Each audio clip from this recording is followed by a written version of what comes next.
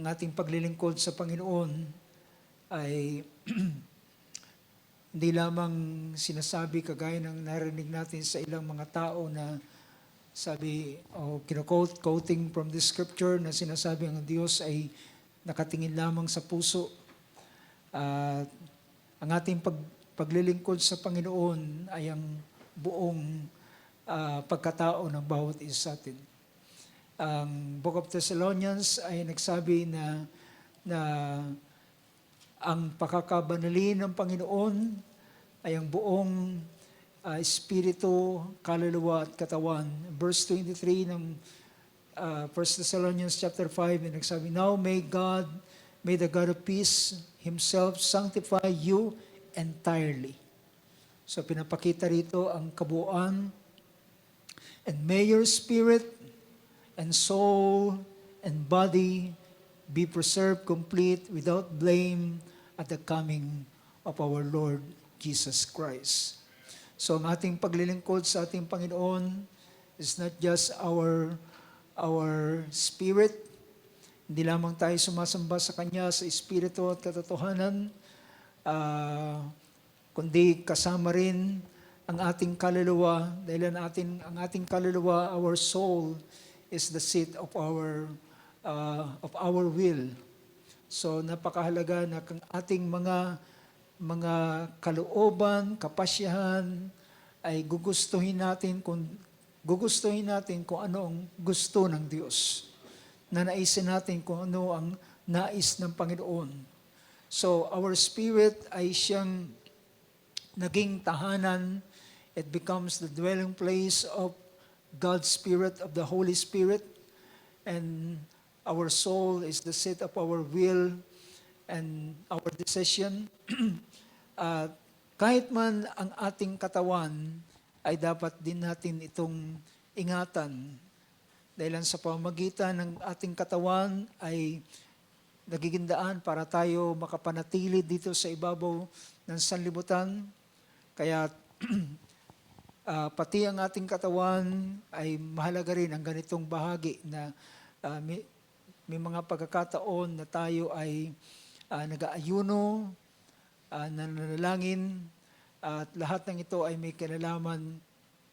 May benefits din ito sa ating pisikal na katawan, pisikal na espiritu, sa buong pagkatao natin, ay lahat ng ito ay ang Panginoon ay nakakagawa. So sa bahaging ito ay nais kong bigyan natin ng pansin ang Romans chapter 12.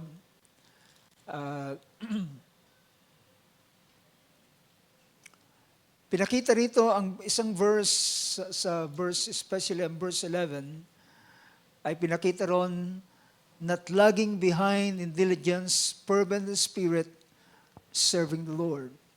So ang ating paksang pinag-usapan mula pa nung Thursday hanggang sa kaninang umaga ay may kinalaman sa active faith. At kanina ay binigyan natin ng pansin ang paksang from passive to active faith. At bago ko puntahan ang bahaging ito, ay it reminds me na ang buhay ni Abraham ay dumaan din siya sa isang kalalagayan ng mula sa passive na pananampalataya tungo sa active na pananampalataya. At nakita natin ang buhay ng isang mananampalataya. Bagamat ang isang mananampalataya ay masasabi natin sila ay believer of the word, mga mananampalataya sa mga salita ng Diyos. But sometimes there are parts sa kanilang buhay na sa isang bahagi ng kanilang pananampalataya ay minsan nagiging passive sila. So, makikita natin yung buhay ni Apostol Pedro kanina ay yung unang paggawa sa kanya ng pananampalataya, makikitaan niyo siya ng active na pananampalataya. yung kanyang pagkilos at paghakbang, at nung kanyang pagsabi sa Panginoon na sabi niya, kung ikaw yan, pahintulutan mo kung lumakad sa ibabaw ng tubig. At nang sabihin ng Panginoon, halika, lumakad ka. At yung kanyang, yung unang paghakbang na ito, makikita ninyo yung paggawa ng aktibong pananampalataya. Samantalang nang lumaon sa kanyang kalalagayan, nang siya'y maapektuhan ng mga bagay na nasa kanyang palibot, ang lakas ng hangin ay kanyang naramdaman, ang laki ng alon ay kanyang nakita, at na-realize niya yung presenteng kalalagayan niya na nasa ibabaw na siya ng tubig. And when he become conscious, then nagpasimula siyang natakot at siya'y unti-unting lumulubog. So, makita natin ang statement ng ating Panginoon ay pinakita niya doon sa verse 31. Immediately, Jesus stretched out his hand and took hold. Matthew 14:31.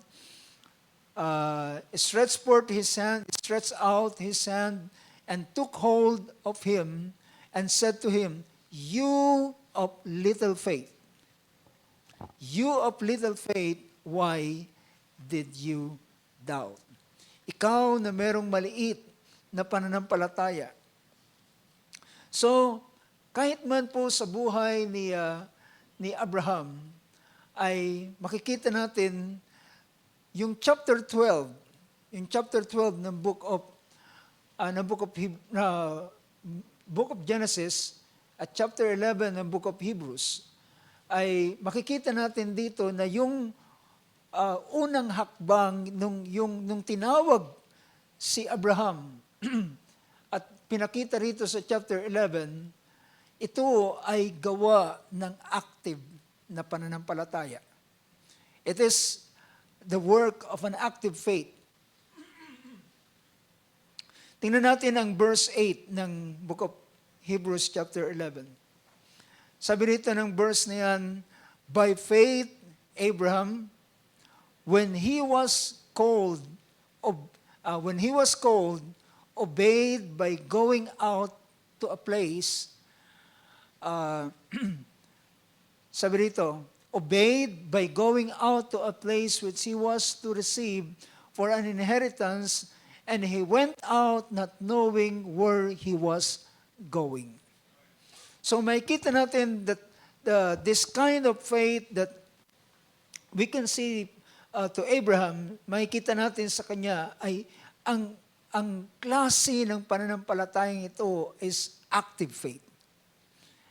It is an active faith dahil hindi niya kinonsider ang anumang mga bagay, hindi niya tiningnan ang kanyang kalalagayan, marahil mas maganda ang kalalagayan niya doon sa lugar ng Ur, doon sa lugar na kung saan ang kanyang tatay ay namatay, yung kasanayan sa lugar, pero nang ang Diyos ay nagpasimulang tumawag sa kanya, siya ay sumunod.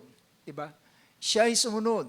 Ang pinakita ng banal na kasulatan dito, doon sa Genesis chapter 12, ang Panginoon ay nagsabi sa kanya na dadalhin kita sa isang lugar na aking ipapakita sa iyo, at gagawin kitang malaking bansa. Tingnan natin ang chapter 12 ng Genesis. Sabi ng Panginoon dito, go forth from your country and from your relatives and from your father's house to the land which I will show you. Sa isang lupain na aking ipapakita sa iyo. So, hindi niya na kinonsider anong klaseng lupain ito. Maganda ba yung lupain? Maganda bang mag-trade sa lugar na yon? And siyempre, normally, ang mga consideration ng tao sa kanyang pagpunta sa isang lugar ay siyempre pa ang kabuhayan niya, di ba? Ang kanyang kabuhayan. Pero nang sabihan siya ng Panginoon, to the land which I will show you. Hindi niya alam kung anong klase itong lupain. And I will make you a great nation, and I will bless you and make your name great. And so you shall be a blessing, and I will bless those who bless you, and the one who curses you I will curse. And in you all the families of the earth will be blessed. So Abraham went forth as the Lord had spoken to him, and Lot went with him. Now Abraham was 75 years old when he departed from Haran. So, dito sa bahaging ito ay ang buhay ng isang mananampalataya ay makikita natin, there are times na sila ay humahakbang sa ganitong aktibong pananampalataya. Ngunit, alam natin, along the way, ang Diyos ay may pangako sa Kanya. At pagdating ng chapter 15, alam nyo, sa isang bahagi ng buhay ni Abraham, ay makikita natin, kaya niyang humakbang, nagawa niyang humakbang sa isang active na pananampalataya. Pero merong isang bahagi sa kanyang buhay na makikita natin na dito ay ang kanyang pananampalataya ay naging passive. Well, sa buhay Kristiyano, makikita natin na sa kabila na tayo ay isang mananampalataya, alam nyo ba na may mga areas sa buhay natin na minsan ay hindi natin kayang sampalatayanan ng isang bagay. Diba? May mga bagay sa buhay natin at may mga bagay sa salita ng Diyos na hindi natin kayang sampalatayanan.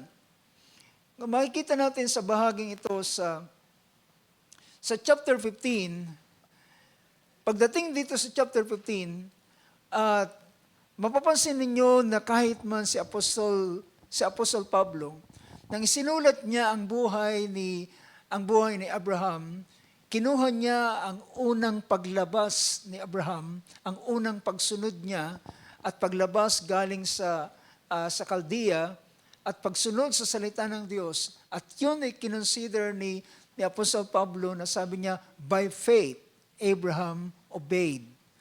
Na sabi niya, hindi niya nalalaman kung saan siya tutungo at saan siya paroroon. Pagdating dito sa chapter 15 ng Book of Genesis, nakikita na ninyo na si Abraham ay later on sa kanyang buhay. So kapag ang isang pananampalataya ng isang tao ay hindi pa siya humahantong sa isang, sabihin natin, sa kanyang maturity. Sa kanyang maturity ng kanyang pananampalataya, sometimes ang kanyang pananampalataya is on and off. Sometimes active and sometimes passive. So, nakitaan natin siya ng active na pananampalataya nang siya ay lumabas, sinunod ang salita ng Diyos. Sinunod ang utos ng Panginoon, iniwanan ang kanyang lugar, iniwanan ang kanyang mga mahal sa buhay, isinama, kasama ang kanyang asawa, pamilya, isinama niyang nakasama ang kanyang pamangkin. But along the way, pagdating dito sa chapter 15, mapapansin ninyo ang pangungusap dito sa verse 1. After these things, the word of the Lord came to Abraham in a vision, saying, Do not fear, Abraham. I am a shield to you. Your reward shall be very great. So, makita natin ang sabi ng Panginoon kay Abraham, huwag kang matakot. Huwag kang matakot. So, ibig sabihin, sa panahon ito, ang buhay ni Abraham ay nagpapasimula ng natatakot. Ang fear ni Abraham dito is maring dumating ang panahon na siya ay mamatay at wala siyang anak. Wala siyang tagapagmana. At yun ay kanyang binanggit ng mga sumunod na kanyang pangungusap. And Abraham said, O Lord God, what will you give me, since I am childless, and the heir of my house is Eliezer of Damascus? So dito, ang tao ay lumalabas ang lahat ng bagay na nasa kanyang puso at kaisipan kapag siya ay nagsasalita na. Diba? Kaya sabi rito ng si Abraham ay nagsalita, sinabi niya, Panginoon, ano ang bibigay mo sa akin? Samantalang ako ay walang anak, at ang magiging tagapagmana ng aking sambahayan ay walang iba kundi si Eliezer na taga Damasco. So ito yung fear na kanyang naglalaro sa kanyang kaisipan. Ang kanyang takot ay wala siyang magiging tagapagmana. At ang magiging tagapagmana niya sa lahat ng blessing na ibinigay ng Panginoon sa kanya ay walang iba kundi si Eliezer na taga Damascus. Alam natin sa panahon ito, si Abraham ay meron na siyang malaking pag-aari. Pinakita na yan ng banal na kasulatan. Alam niyo, pagpunta niya sa lugar ng Egypt, pag alis niya roon ay meron siyang may mga bagay na binigay sa kanya yung paraon sa lugar ng Egypt. At siya ay malaki na ang kanyang pag-aari. Ngunit anong saysay para kay Abraham? Anong saysay ng lahat ng mga bagay na ito kung itong lahat ay bibigyan niya lamang sa isang kanyang katiwala at alipin? Dahil alam niya na siya ay mamatay. Si Sarah ay gayon din naman. Pero sabi niya, ang magiging tagapagmana ko na lang ay itong si Eliezer. At ang pinakamaganda, ang Diyos ay tumutulong sa kanya. Nagbibigay ng comfort, nagbibigay ng isang bagay na kanyang mahahawakan at kanyang masasandigan. At dito ang Panginoon ay nakipag-usap sa kanya. At sabi niya, pagpapatuloy ng verse 3, and Abraham said, Since you have given an offspring to me, one born in my house is my heir. At sabi ng Panginoon na nangusap sa kanya, hindi siya magiging tagapagmana mo, kundi ang isa na lalabas sa iyong balakang ang siyang magiging iyong tagapagmana. At pinakita ng Panginoon sa kanya ang kalangitan at sinabi niya, kung mabibilang mo ang iyong bituin sa langit, sa buo sa sangkalangitan, kung mabibilang mo yan, ay laganyan magiging karami ang iyong binhi. So, ang pinakamainam dito sa verse 6, sabi niya, Then he believed in the Lord, at siya'y sumampalataya sa Panginoon. Kanyang kinilala ang bagay na ito. Pero, si Abraham ay pinaniwalaan niya yung sinabi ng Panginoon sa kanya, na ganoon magiging karami ang kanyang binhi. So, nasagot na ng Panginoon. Ganito kabuti ang Diyos na sinagot niya ang kanyang kaisipan na hindi siya mamamatay, kundi siya ay magkakaroon ng anak. Hindi siya papanaw sa kanyang katandaan na wala siyang anak. Tiniyak ng Panginoon sa kanya na ikaw ay bibigyan ko ng anak at ang anak na magiging karami, kasindami ng bituin sa langit ang iyong magiging anak at manggagaling ito sa iyong balakang. Well, na-recall sa kanya yung pangako ng Panginoon sa chapter 12 na sabi niya, gagawin kitang isang malaking bansa. Gagawin kitang isang malaking bansa. At so dito, nasagot ang tanong ni Abraham na baka siya'y mamatay na walang anak. So, ang fear niya sa ganitong bagay ay inalis inalis ng Panginoon dahilan doon sa sagot na ibinigay sa kanya. Thank God mga kapatid na ang Diyos ay meron siyang tinatawag na salita sa kanyang kapanahunan. Kung kailan mo kinakailangan ang kanyang mga salita, kung dahilan ang tao ay hindi niya alam ang bukas, hindi niya alam ang mga bagay na mangyayari. Pero merong Diyos na may hawak ng bukas at merong Diyos na nakakaalam ng lahat ng mga bagay. Binigyan siya ng katiyakan, hindi ka mamamatay, ikaw ay magkakaroon ng anak. So it becomes ito ay yung pahayag na ito ng Panginoon ay isang bagay na kanyang hinahawakan at kanyang isang pinagsasandigan. At sabi ng Panginoon, I am your shield. Siya ang magiging proteksyon ng Panginoon laban sa anumang bagay kahit man sa kamatayan.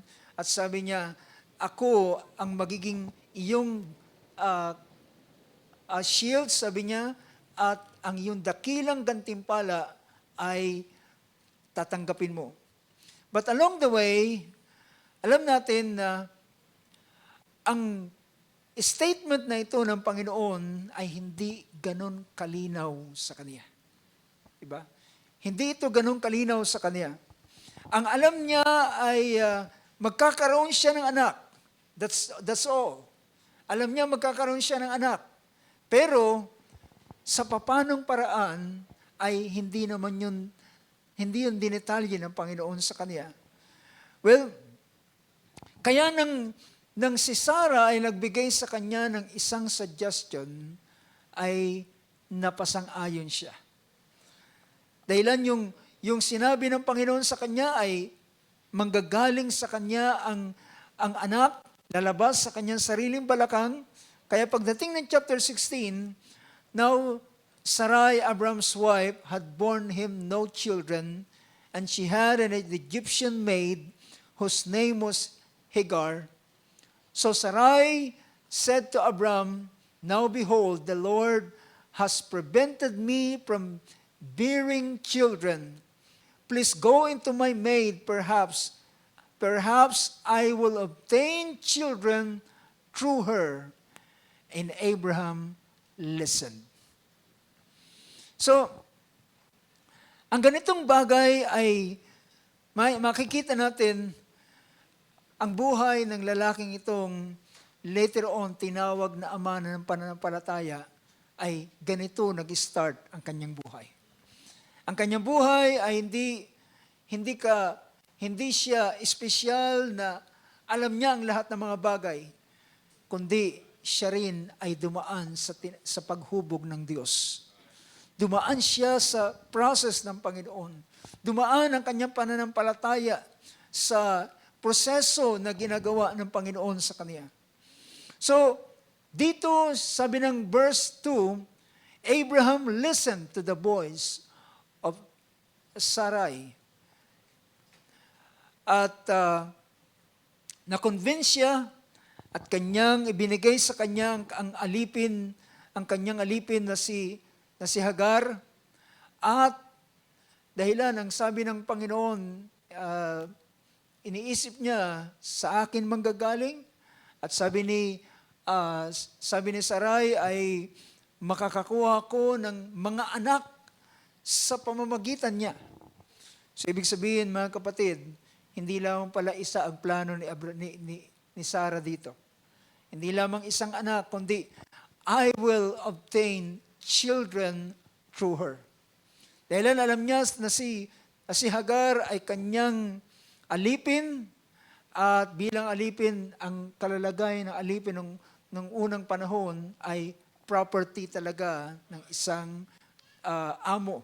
Ang kanyang alipin ay kanyang property. So ibig sabihin, parang gagawin niyang sa pamamagitan ni Hagar ay magkakaroon siya ng maraming mga anak. Pero nang mangyari ang ilang panahon, alam natin kung ano naging suliranin. Kaya pagdating ng chapter 17, ay nagpasimulang ang Diyos ay muling nagpakilala, nagpakita kay Abraham, at matapos ang mga suliranin at masalimuot na buhay na nangyari sa buhay ni Abraham, pero pagdating sa chapter 17, ay ito na yung isang panahon ng Panginoon that ang pananampalataya ng lalaking ito, ng lingkod ng Diyos na ito, ay kanyang pipihitin papunta sa isang uri ng pananampalataya.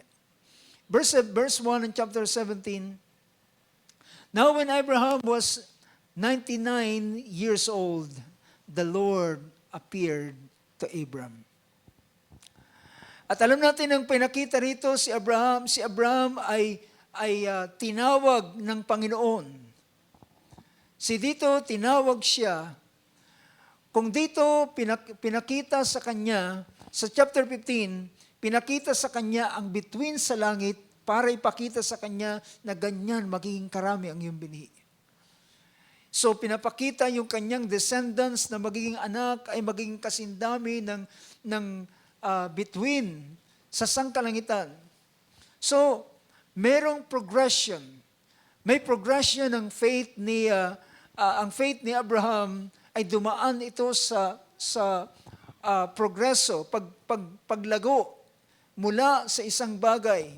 At kung hindi ang Diyos gumagawa rito, dito natin makikita yung sinabi ni Apostle Pablo na merong author ng ating pananampalataya.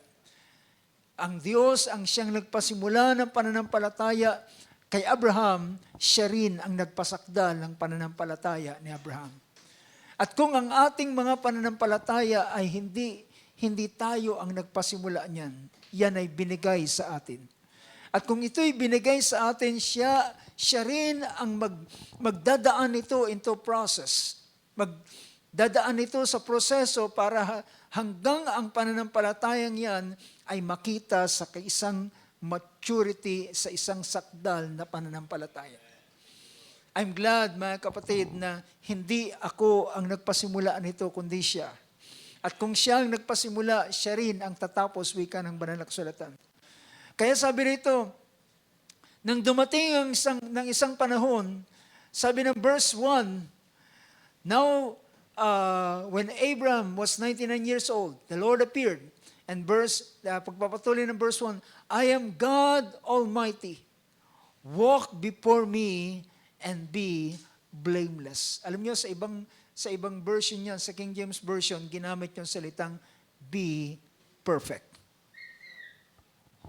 Tingnan nga natin yung verse 1 ng King James Version. Sabi ng King James Version, "When Abraham was 99 years old, 90 years old and 9, the Lord appeared to Abraham and said unto him, I am the Almighty God, walk before me and be thou perfect."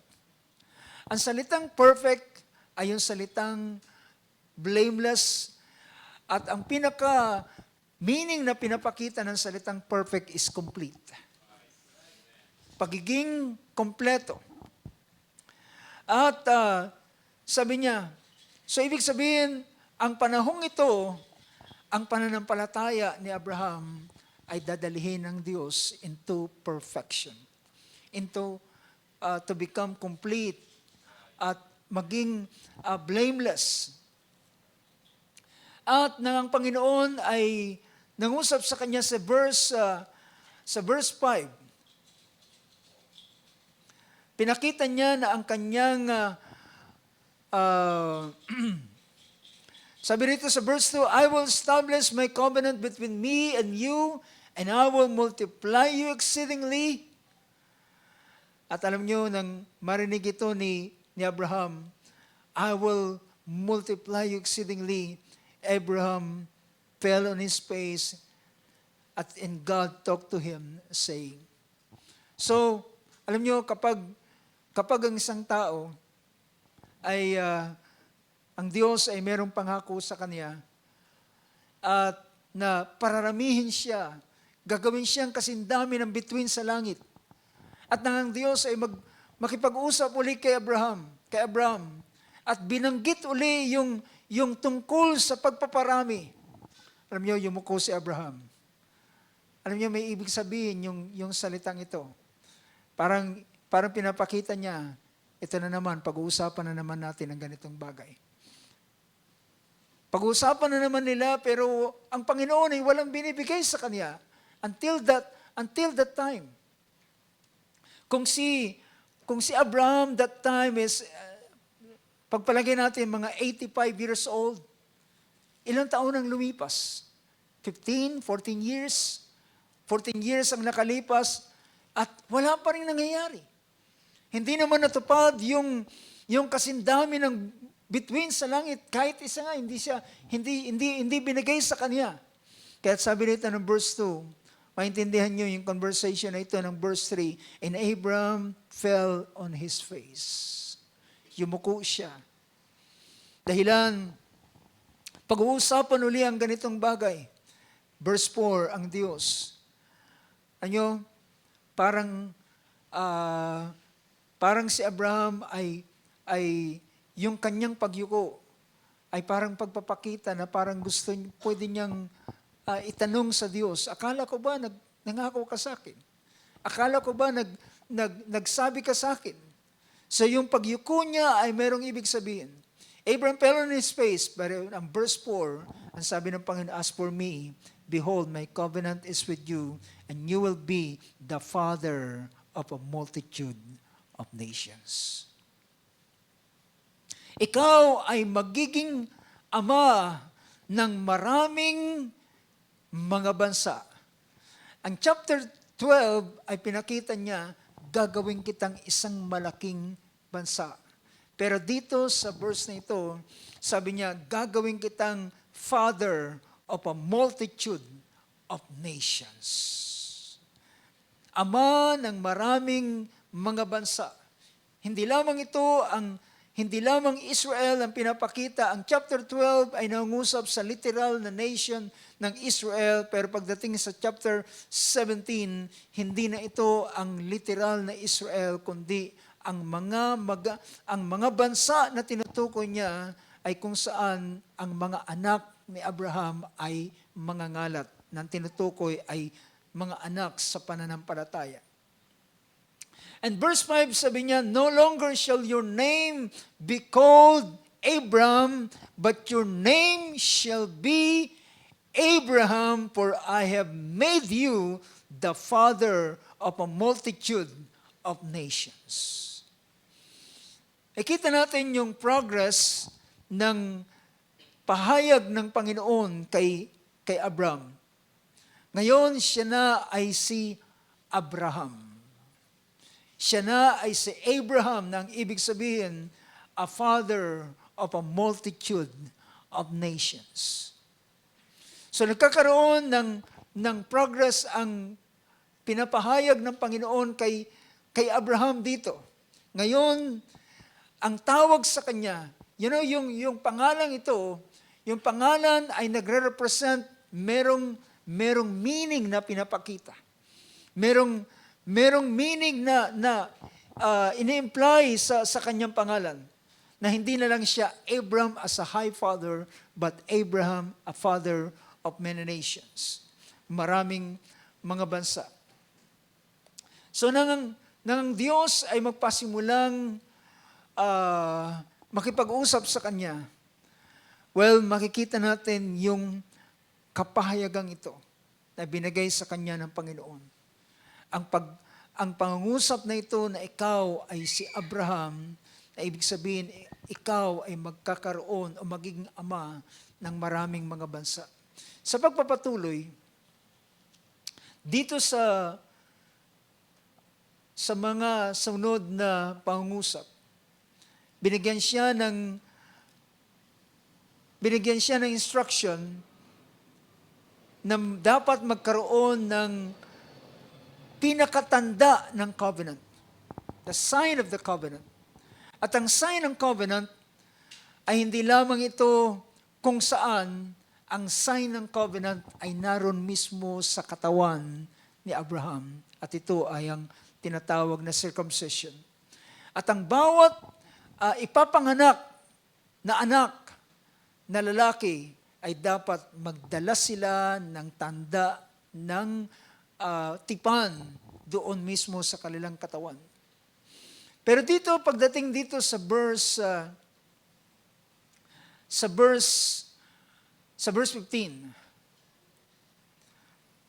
dito ang Diyos ay nagsaset ng stage sa mga susunod na gagawin ng Panginoon sa Kanya.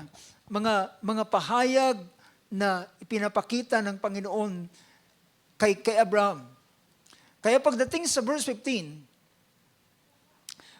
sabi rito, "Then God said to Abraham, as for Sarai, your wife, you shall not call her name Sarai, but Sarah shall be her name."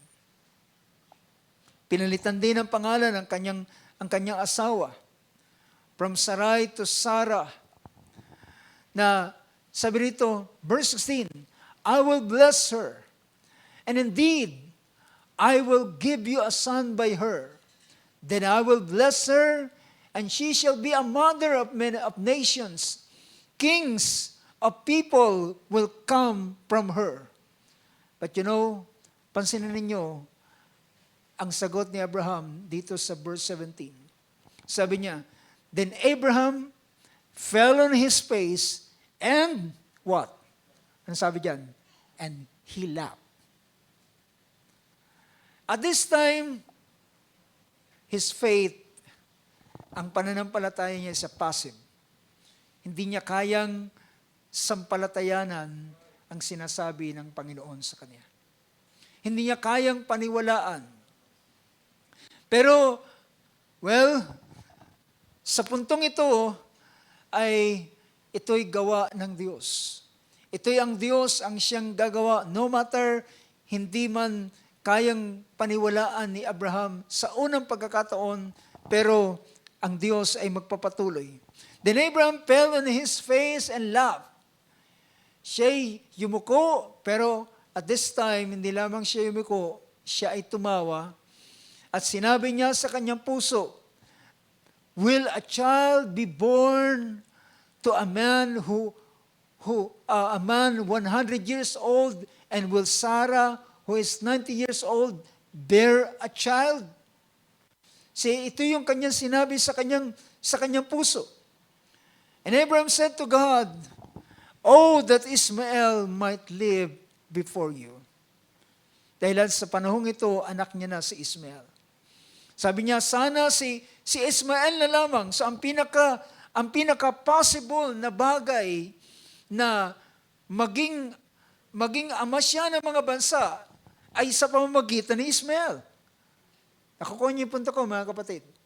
Ito ang pinaka-posibleng bagay na pinaniniwalaan niya na siya'y magiging ama ng mga bansa dahilan meron na siyang anak na si Ismael. Pero ang sabi ng Panginoon sa verse 19 ay kanya nang ginagawang malinaw ang bawat bagay kay Abraham. At sabi niya sa verse 19, "But God said, no." Ito ay isang malinaw na no. At sabi niya, "No, but Sarah, your wife, will bear you a son, and you shall call his name Isaac, and I will establish my covenant with him for an everlasting covenant, and his descendants after him." So ang Diyos ay nagpapasimulang tinutuwid ang mga bagay na naroon sa kaisipan ni Abraham. Kanyang pinagtitibay kung ano yung bagay na ayon sa kanyang kalooban at ayon sa kanyang layunin. But God said, "No, Sarah. No, but Sarah, your wife. Sarah, your wife will bear you a son." At this time, malinaw na ang bagay nito. Hindi na ito parable. Hindi na ito talinghaga, tingala ka sa langit, ganyan magiging karami ang iyong binhi. At kaya nasway siya na nagsabi sa kanya si Sarai, sabi niya, sipigan mo ang aking alipin at maaari sa pamamagitan niya ay magkaroon tayo ng mga anak, makakuha ko ng mga anak mula sa kanya. Pero this time, hallelujah, ang Diyos ay ginawa niyang malinaw ang bawat kanyang mga salita. It becomes so very clear. Hindi si Ismael ang magiging daan para maging malaking bansa at maging ama siya ng maraming mga bansa. Kundi sabi niya, si Sarah mismo na iyong asawa ay magkakaanak siya ng isang lalaki at papangalanan ng kanyang pangalang Isaac at sa kanya ko pagtitibayin ang aking tipan at ang walang hanggang tipan sa kanyang mga binhi. Pero sabi niya si Ismael, ay akin din siyang pagpapalain, gagawin ko siyang malaking, magiging fruitful siya, at magmumultiply siya ng marami, at maging ama siya ng 12 princes, at gagawin ko rin siyang isang malaking bansa, a great nation. Verse 21, but my covenant I will establish with Isaac. Mga kapatid, sa ganitong bagay ay ginagawa ng very clear ang bawat salita ng Panginoon. Hindi na ito parabola. Hindi na ito kailangan ng interpretation. Hindi na kailangan ng interpreter para interpret pa yung bagay na ito. Ito ay isang malinaw na direktang pangungusap ng Diyos sa kanya. No, Sarah your wife will bear a son and you will call his name Isaac. Sabi niya, but my covenant I will establish with Isaac, whom Sarah will bear to you at the season next year. So, upang ang Diyos ay dalhin ang isang pananampalataya papunta sa isang aktibong bagay, makikita natin yung detail ay napakahalaga. Detail is so important. Dahilan kung hindi magiging malinaw ang isang bagay, ikaw mismo ay magbibigay ng interpretation doon sa mga sinasalita ng Panginoon. Kahit makikita natin paano si Gideon dumating siya sa isang active faith. Paano humantong ang kanyang pananampalataya sa ganung bagay nang ang Diyos ay gawing malinaw ang lahat na hindi lamang ang Diyos ang nagsasalita, pati na yung kaaway ay nagpapatotoo patungkol sa bagay na ginawa ng Panginoon sa kanya. So, dito sa puntong ito, my covenant will I establish with Isaac, whom Sarah will bear at this season next year. Hindi lamang pinalitan ng kanyang pangalan, hindi lamang pinalitan ng pangalan ni Sarah, hindi lamang kinorek ang kanyang kaisipan na sinabi niya hindi si Ismael, kundi meron kang ipapanganak na anak, binigay ang pangalan at ito ipapanganak ng iyong asawang si Sarah at siya manganganak at sabi niya na kanyang ipapanganak next year. Ano pa ba ang kailangan? Ano pa ba ang kailangan na paglilinaw dito sa bagay na ito? At sabi nito ng verse 22, when he finished talking with him, God went up from Abraham. Then Abraham took Ishmael, his son, and all his servants who were born in his house, and all who were bought with his money, every male among the men of Abraham's household, and circumcised the flesh of their foreskin in the very same day as God has said to him. On the very same day. At this time, mga kapatid, si Abraham is convinced. He is convinced. Dahilan, ang full detail ay binigay na sa kanya. Hindi na ito malabong pananalita, malabong pangusap. It is very detailed. Kaya nung araw na yon, on that same day, dahilan ang hinihingi ng Panginoon ay ang tinatawag na circumcision as the sign of the covenant, upang ang lahat ng mga naroon sa kanyang sambahayan ay makitaan ng sign of the covenant. He circumcised all the male doon sa kanyang household. At pagkatapos ng ganitong bagay, praise God, natapos ang Diyos ng pangungusap sa kanya, iniwanan siya, at ngayon, ang sumunod na pangungusap, ang Diyos mismo ay dumalaw sa kanya.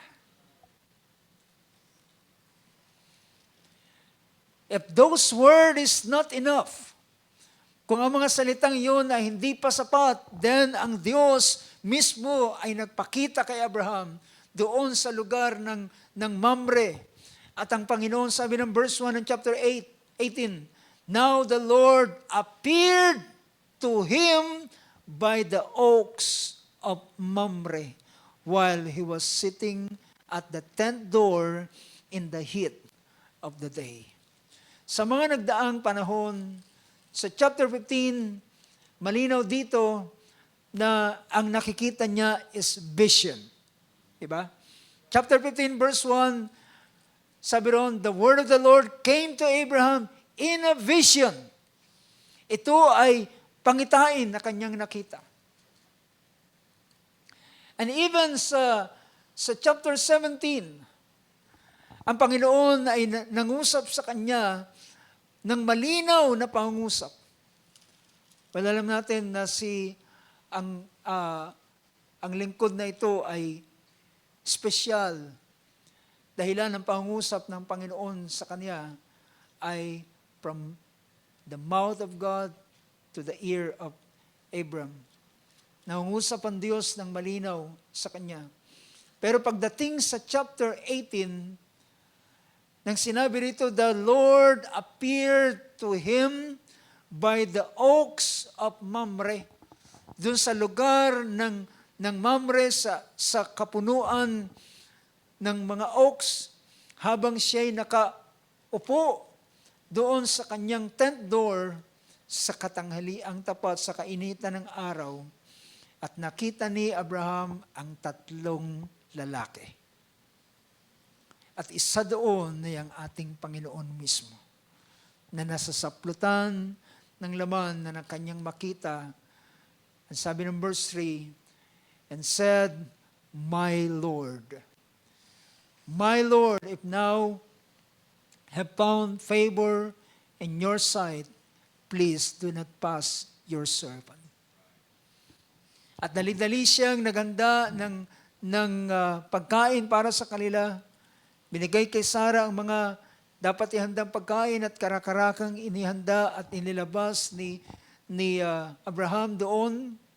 At sabi rito, and Abraham also, verse 8, he took the curds and milk and the calf which he had prepared and placed before them, and he was standing by them under the tree as they ate. So it is not a vision. Hindi ito vision, ito'y literal niyang nakikita. Literal niyang kausap. Kausap niya ang Panginoon na nasa katawang laman. At habang sila'y kumakain, verse 9, then they said to him, where is Sarah your wife? And he said, then there in the tent. Mga kapatid, wala pang social media dati. Hindi pa niya ipinost sa Facebook na ang pangalan ni Sarai ay bago na. Pero ang lalaking dumalaw sa kanya ay ang tanong, nasaan si Sarah na iyong asawa? Diba kung bisita, nasaan ba yung may bahay mo? Ano nga pangalan niya? Pero nasaan ang iyong asawa? Nasaan si Sarah na iyong asawa? Dahilan, ang Panginoon mismo ang nagbigay ng pangalan Sarah. Siya ang nagpalit ng kanyang pangalan. Nasaan ang iyong asawa? Si Sarah na iyong asawa. Where is Sarah your wife? And he said, there in the tent door, in the tent. And verse 10, he said, I will surely return to you at this time next year, and behold, Sarah your wife will have a son. And Sarah was listening at the tent door which was behind him. So dito narinig niya ang Diyos na umusap kay Abraham. Ako ay muling babalik sa iyo sa panahong ito, sa susunod na taon, at si Sarah na iyong asawa ay manganganak, magkakaroon ng anak na lalaki. Now Abraham and Sarah were advanced in age, and Sarah was past childbearing, and Sarah laughed to herself, saying, after I have become old, shall I have pleasure, my Lord being old also? And the Lord said to Abraham, why did Sarah laugh, saying, shall I indeed bear a child when I am so old?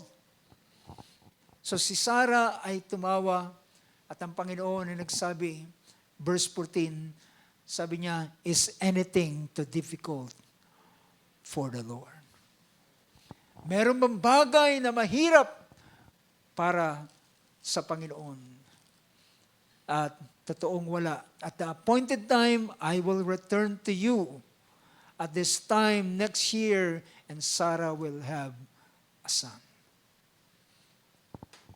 Now mga kapatid, dito, kapag ang isang bagay ay ginawang malinaw, dito babangon ang isang aktibong pananampalataya. Ginawang malinaw ang lahat ng bagay kay Abraham. From a vision mula sa isang pangitain, then ang Diyos ay nangusap ng direktahan. Ang chapter 15 is a vision, pero ang chapter 17 ay ang Diyos ay nagsasalita sa kanya. See, kahit man doon sa chapter 15, ang Panginoon nagsasalita sa kanya sa pangitain, pero chapter 17, ito ay mas sabihin natin, mas mainam na bagay at mas malinaw na pinakita ng Panginoon sa kanya. But chapter 18, the Lord appeared in a physical body at nagsalita sa kanya. At naungusap sa kanya ng lahat ng detail na bagay na kanyang dapat na maranasan. At sabi ng Banal na Kasulatan, pagkatapos ito, hindi lamang sila nag-usap patungkol doon sa magiging anak ni Sarah sa susunod na taon sa panahon ng buhay, kundi siya ay nakipag-bargain sa gagawing judgment ng Diyos sa Sodom and Gomorrah. Now mga kapatid, itong malinaw na bagay na ito ay isang naging dahilan kung bakit pinakita ni Apostol Pablo sa Romans chapter 4 na kahit walang pag-asa ay siya ay umasa na ngayon. Kung titingnan lamang natin ang chapter 4 without reviewing na ang karanasan mismo ni Abraham from chapter 15 to chapter 17 to chapter 18, kung hindi makikita ang lahat ng mga bagay na nangyari dito, isipin mo lamang ito na ito'y mga si Abraham ay nag-i-imagine lamang at lumakas ang kanyang pananampalataya. But no, brothers and sisters, merong malinaw na bagay na detalyeng sinabi ang Panginoon kay Abraham. Do you get the point? Meron siyang malinaw na bagay na sinabi. Kung kailan, kung papaano, at kung anong mangyayari. At ang pinaka bagay na nang si Sarah ay tumawa, kanyang sinabi, merong bang bagay na mahirap sa Panginoon.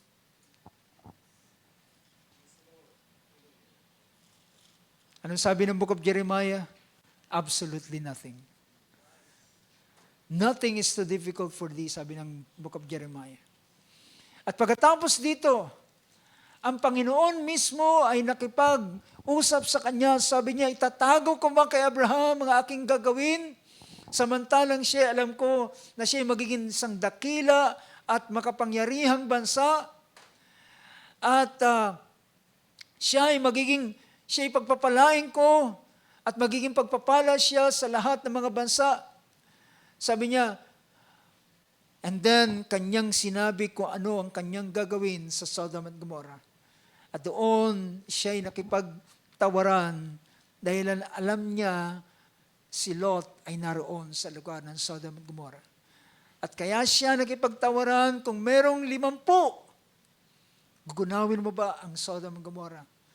Sabi niya, alang-alang si 50. Bumaba sa 40, 30, 20, hanggang sa kanyang sinabi, huwag kang magagalit. Sa huling aking sasabihin, kung makakita ka ng 10 doon, ay iyo bang paparusahan ang syudad na ito kasama ng 10? At sabi ng Panginoon, alang-alang doon sa 10 ay hindi ko hahatulan ang Sodom and Gomorrah. Sabi rito puntahan natin ng verse 30. Sabi ng verse 30, then he said, oh, may the Lord not be angry. I shall speak. Suppose 30 are found there. That's 18 verse 30. Found there. And he said, now behold, I have ventured to speak to the Lord. Suppose 20 are found there. And he said, I will not destroy it on account of the 20. And he said, may the Lord be not angry, and I shall speak only this once. Suppose 10 are found there. And he said, I will not destroy it on account of the 10. And as soon as he had finished speaking, Abraham, the Lord departed, and Abraham returned to his place. Mga kapatid, ano ang mga sumunod na mga kaganapan? Naranasan ni Abraham ang mismong visitation ng Panginoon. Physical visitation. At siya ay nakausap niya ang Panginoon.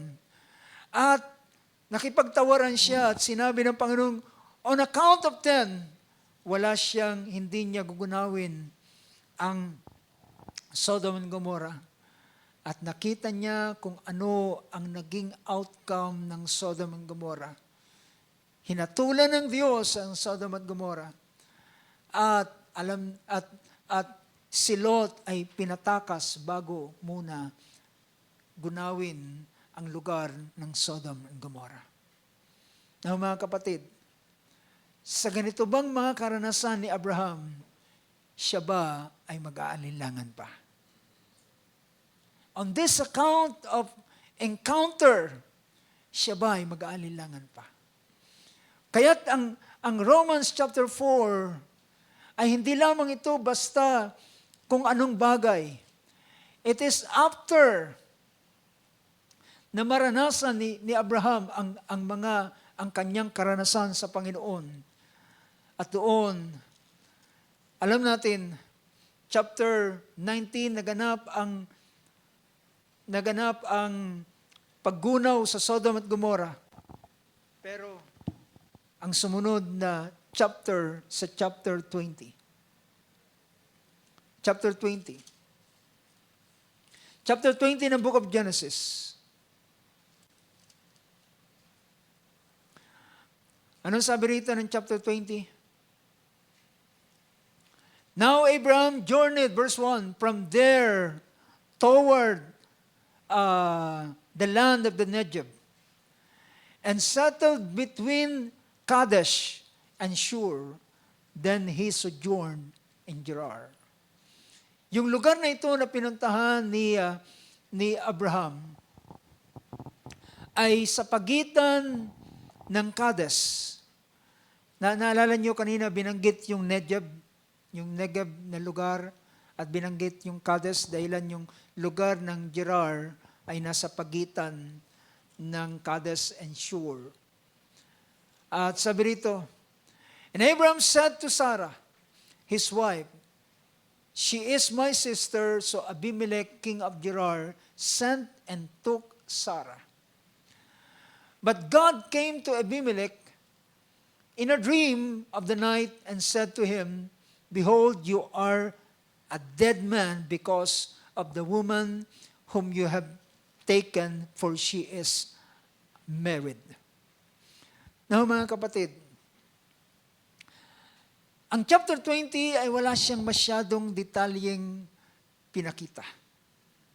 But, sabi pa nga, reading between the line, ay mag-iisip ka, meron kang mga ilang question na pwedeng itanong, paano ang isang 90 years old ay nagustuhan ng isang hari? Paano isang 90 anyos na babae? At sabi rito, well, malinaw naman ang pinakita ng banal na kasulatan. Meron akong isang komentary na nabasa. Ang sabi niya, marahil kaya kinuha ni Abimelech yung babaeng ito ay para pagtibayin ang kanilang relation. Dahilan si Abraham ay malaking pamilya na, maraming kayamanan, at iniisip niya na yung komentaryong ito ay nagsasabi na ito ay para political relation. May kinalaman sa kanilang mainam na kalalagayan. Pero mga kapatid, malinaw naman na sinasabi ng banal na kasulatan, walang kinalaman ito sa anumang sabihin nating relasyon, kundi ang verse 3 ay pinakita, God came to Abimelech in a dream of the night and said to him, behold, you are a dead man because of the woman whom you have taken, for she is married. Verse 4, ang sabi ng verse 4, now Abimelech had not came near her. Alam niyo ibig sabihin, mga kapatid? Ang pinapakita rito ay hindi pa sila nagkakaroon ng sexual relation. So ibig sabihin, ang purpose talaga ni Abimelech ng pagkuha kay Sarah ay para maging asawa.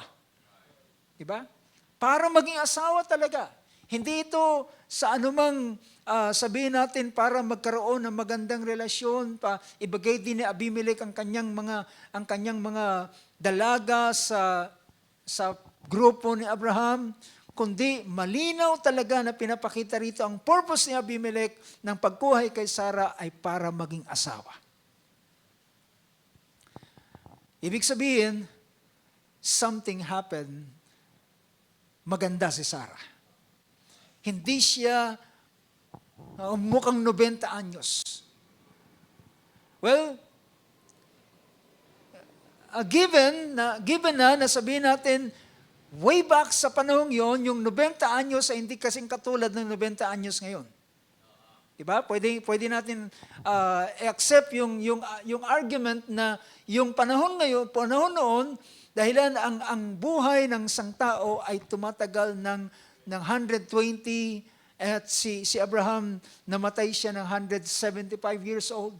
So ibig sabihin, yung buhay ng tao ngayon ay 60, 70, 80, di ba? So yung buhay ng tao noon is doble ng edad ng tao sa panahon natin ngayon. So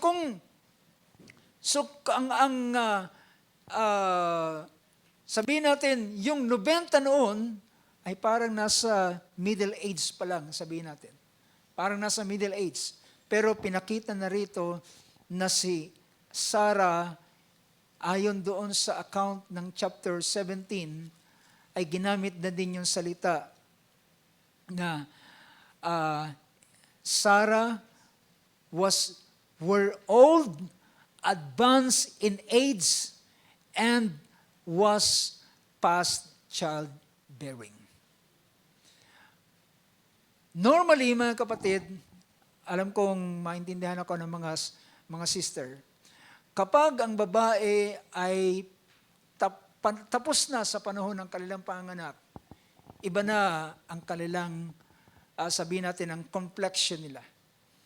Iba na yung klase ng nagpapasimula, di ba? Nagpapasimula ng may mga nagsasakitan sa mga katawan. At yung hormone ng babae ay hindi na nakakapag-produce yung female hormone.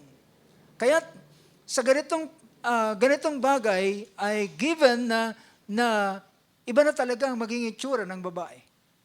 But the question is, paano siya nagustuhan ni Abimelech? So just para lamang ipakita ang ganitong bagay. Pero mga kapatid,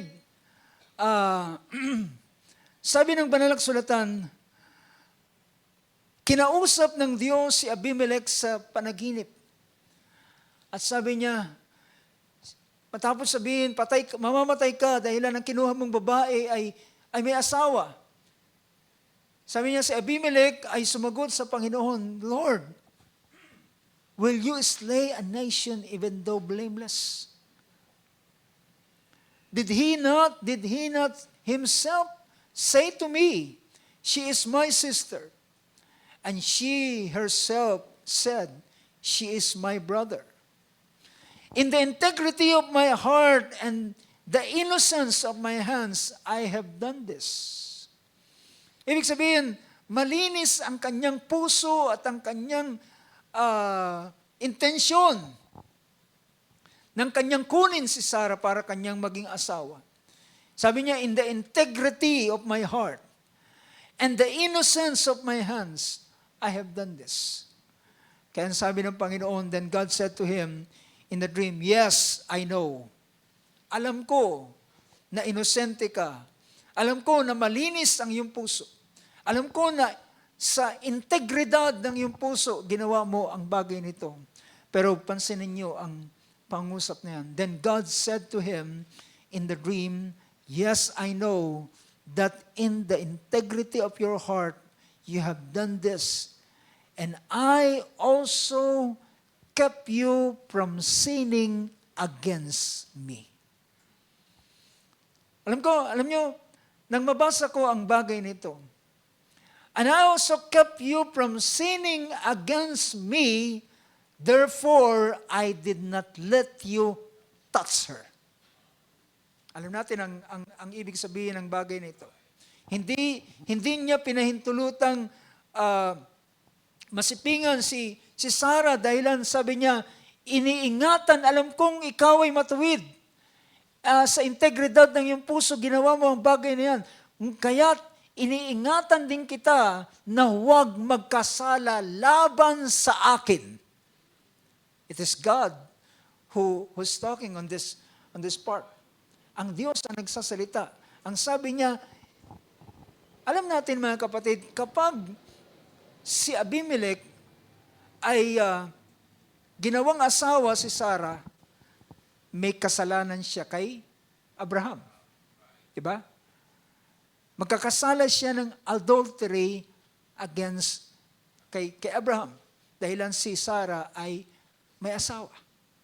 Pero dito, ang sabi ng verse, I also kept you from sinning against me. Why? Because ang iniingatan na dito ng Diyos ay hindi ang relasyon lamang, kundi ang plano ng Diyos mismo. It is the very plan of God na pwedeng masira kapag si Abimelech ay ginawang asawa si Sarah. Ang Diyos ay merong plano na pwedeng masira pag nangyari ang ganitong bagay. Pero para maiwasan, maingatan ang plano ng Diyos na hindi masira, ay sa panaginip ay kinausap kagad si Abimelech. I also kept you from sinning against me. Kung ang nangyari sa unang babae kay Eve ay nadumihan ang kanyang sinapupunan at ang lahat ng ipinanganak ay mga makasalanan, well, dito ay hindi pinahintulot ng Diyos na madungisan ang sinapupunan ito dahilan meron siyang plano na kanyang gagawin, si Isaac ay ipapanganak pa. So, yung salitang sin against me is to sin against God about His plan, patungkol sa kanyang plano na hindi niya pinahintulutan na masira. Now therefore restore the man's wife, for he is a prophet. At sabi niya, at siya ay mananalangin sa iyo, he will pray for you, and you will live. But if you do not restore her, know that you shall surely die, you and all who are yours. So, kung hindi natin bibigyan ng pansin ang mga pangyayaring ito, ay isipin lamang natin, paano si Abraham nakapanampalataya ng ganitong bagay? Kung ilalagay lamang natin si Abraham sa ating lugar na mag-iisip lamang tayo, ang Diyos lamang ang nagsalita sa kanya. Pero mga kapatid, gaano karaming proof na ipinakita ng Panginoon sa kanya. From revelation to revelation, from mga detail na ibinigay ng Panginoon sa kanya, and physical na visitation, personal na visitation na ginawa ng Panginoon sa kanya. So therefore, ang kanyang pananampalataya, at nakita niya mismo ang pagbabago ng katawan ni Sarah.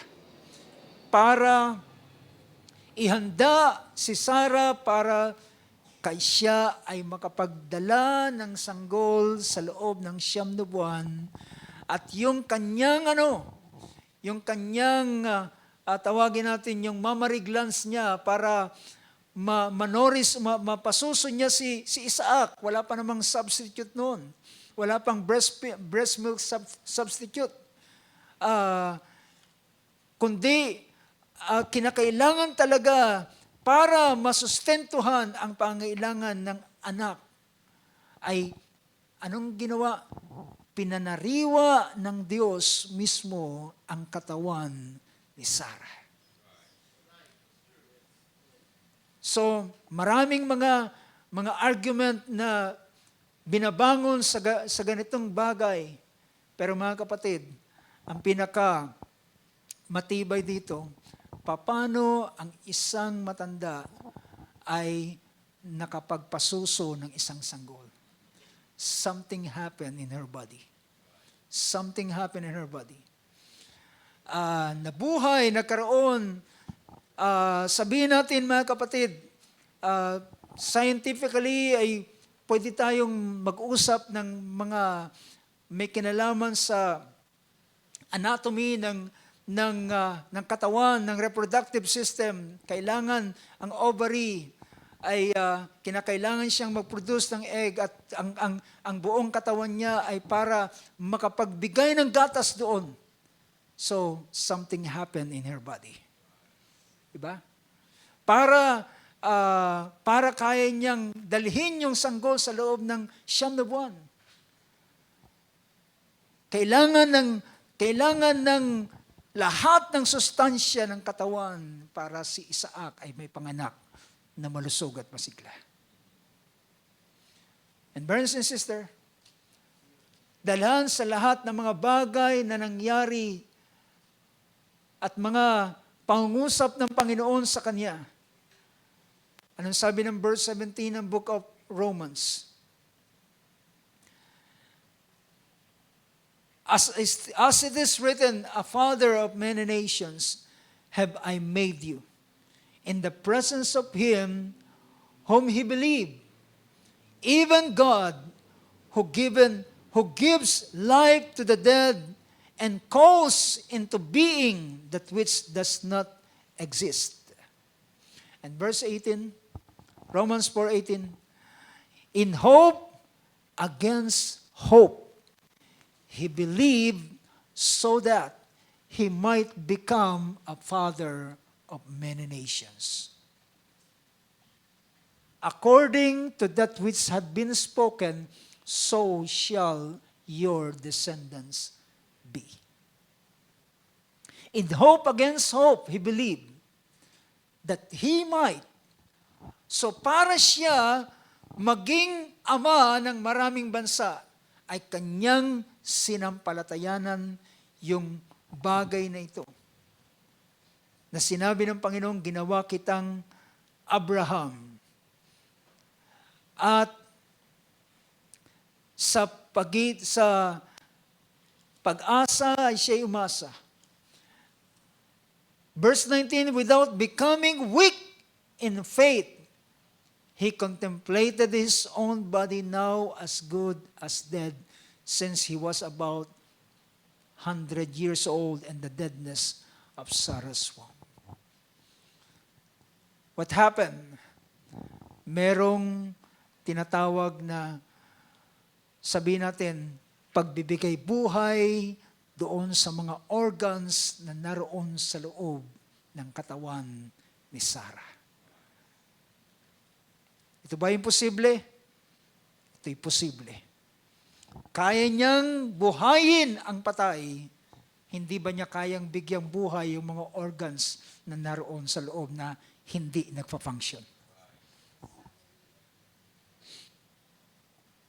Kung kaya niyang magbangon ng patay, kaya niyang magbigay buhay doon sa mga organs, sa kanyang ovary, sa mga glands na naroon sa kanya, sa mga hormones na naroon na kinakailangan ng isang katawan, ng isang babae para magkaroon ng anak. Binuhay ng Panginoon ang lahat na naroon sa kanya, and nothing is too difficult. Walang bagay na mahirap sa Panginoon. Praise God. At ito ay pinakita. At sabi niya, yet with respect to the promise of God, he did not waver in unbelief, but grew strong in faith, giving glory to God. And being fully persuaded, fully assured that what God had promised, he was able also to perform it. Now, alam nyo, ngayon, binabasa ko ngayon ang Romans chapter 4 in another perspective. Hindi lamang sa isang pananaw ng pananampalataya ni Abraham. Ngayon, tinitingnan ko ang Romans chapter 4 based doon sa encounter ni Abraham at ng Diyos. Based doon sa kanyang karanasan, sa pagdalaw ng Diyos sa kanya, at sa pangusap ng malinaw na mga detalye sa kanya, at sa mga bagay na nakita ng kanyang dalawang mata, then paano siya mag-aalilangan sa bagay na ito. Ang dalawa mismong kanyang mga mata ay nakita, narinig ng kanyang pakinig, ang mga salita ng Diyos at nakita ng kanyang dalawang mata ang pagdalaw ng Panginoon sa kanya at narinig niya direkta sa kanyang pakinig ang sinabi ng Panginoon, next year si Sarah ay manganganak. Wala nang pag-aalilangang puwang sa bagay nito. And you know, brothers and sisters, ito ang naging daan para sa isang active na pananampalataya. Why Abraham? Hallelujah. Ito'y dahilan ng Diyos din mismo. Kung ang Diyos ay hindi nagpahayag, Abraham will still Abram. He will remain as Abram. Mananatili siyang Abram na natatakot, nagtatanong, nag-iisip, natatakot na walang anak na ang magiging tagapagmana lamang ay isang Eliezer na taga Damascus. But because it is of God. Dahilan ito ay ang Diyos mismo ang may plano at siya ay gawing not just only a father of many nations but a father of faith. Ang Diyos ay nagpahayag sa kanya. Praise God. I believe, brothers and sisters, alam niyo ba, bakit ang ating kapatid Barbanham ay ganon katibay ang kanyang pananampalataya at ganon katibay ang kanyang pananampalataya na siya ay gagamitin ng Diyos ng kaloob, magdadala siya ng gift of healing sa maraming mga bansa. Sa iba't ibang mga lugar, dahilan ng Diyos mismo ay dumalaw sa kanya. Ang anghel ng Panginoon ay sinugo sa kanya at siya ay merong mensaheng ipinaabot sa kanya na ikaw ay magdadala ng gift of divine healing sa mga bansa. At bibigyan, kung paanong si Moses ay binigyan ng 2 tanda, bibigyan ka rin ng 2 tanda. Si Barban, ang lingkod ng Diyos ay kapag hinawakan niya ang isang tao at merong karamdaman, maramdaman niya yung pamamaga ng kanyang kamay, magbabago yung itsura ng kanyang kamay. At kung ano yung karamdaman ng taong yun ay magmamanifest sa kanyang kamay at mararamdaman niya at masasabi niya kung ano ang kanyang kung ano ang karamdaman ng taong ito. Well, mga kapatid, I believe ang pagdating dito sa ganitong klaseng pananampalataya ay merong kinalaman ng Diyos mismo. Meron siyang manifestation na kanyang gagawin. Meron siyang pagdalaw na kanyang gagawin. Meron siyang malinaw na bagay na kanyang ipapahayag. In order for us ay makilala. Otherwise, kung hindi niya gagawin gayon, ay mananatili tayong tayo pa rin. Mananatili tayo kung ano tayo. Well, it's by the grace of God. Ang sabi ni Apostle Pablo, I am that I am by the grace of God. Kung wala ang biyaya ng Diyos na nagpapalakas sa atin, na nagsusustain sa atin sa bawat sandali, kung hindi tayo inaalalayan ng Panginoon sa mga punto ng ating buhay, well, may mga panahon na pwede na tayong bumigay sa ating kalalagayan. Pero dahilan, siya ang nagsusustain sa atin. From time to time, ang Diyos ay a very present help in times of trouble. Siya ay tumutulong sa atin. Sa isang panahon, si Pablo ay gusto nang mag-give up sa ministry, pero isang panahon ng Diyos, nagpakita ang kanyang anghel sa kanya at nagsabi sa kanya, Pablo, magtiis ka at manatili ka dahilan marami pa akong mga kaluluwa na tatawagin sa lugar na ito. So, dahilan sa biyayang yun ng Diyos, bakit, hallelujah, ang mga lingkod niya ay nakakapagpatuloy. So, pinakita ko ang bagay na ito para ma-cap natin yung pahayag o yung binibigyan natin ng pansin from passive to active faith. From passive to active faith.